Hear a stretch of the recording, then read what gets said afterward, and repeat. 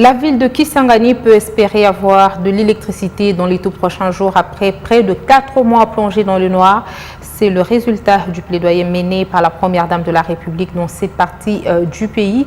Denis Akero Tshisekedi a eu les explications claires sur ces situations inquiétantes auprès de Jean Bosco Kayombo, directeur général de la SNEL et de son staff technique.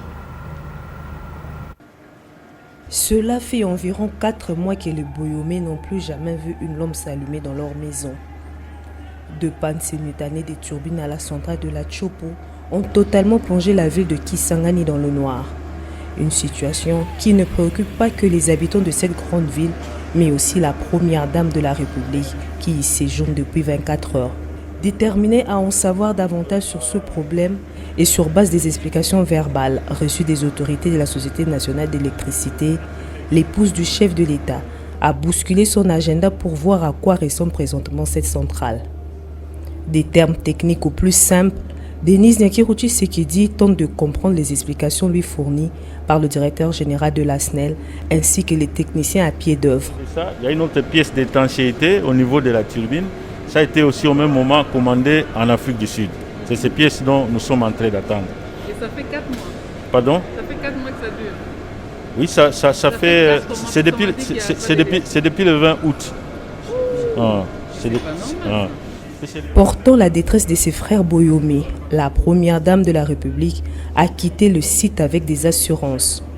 Au regard de l'avancement considérable des travaux, la ville chef-lieu de la province de la Tchopo sera très certainement éclairée de nouveau avant le début des festivités de fin d'année, a rassuré Jean Bosco Kayombo au Boyomé à travers la première dame. Elle est inquiète parce que ça prend du temps, la population attend. Elle a fait une tournée et elle a entendu les cris de la population. C'est le message qu'elle venait de me donner. Il faut que nous mettons tout en œuvre pour pouvoir remettre cette machine. Les services, vous lui aurez dit, non, là il y a le noir, il ne faut pas partir, mais elle a accepté et dit qu'elle aille souffrir avec la population, elle vivre elle-même cette situation. Et elle m'a demandé, et j'ai accepté de rester jusqu'à ce que la pièce va être réparée pour pouvoir partir, que quand la pièce tournera comme ça, ensemble nous allons fêter ce jour-là. Le manque d'électricité est l'une des causes majeures de l'insécurité dans les villes du pays. Trouver une solution rapide, c'est protéger les populations du danger.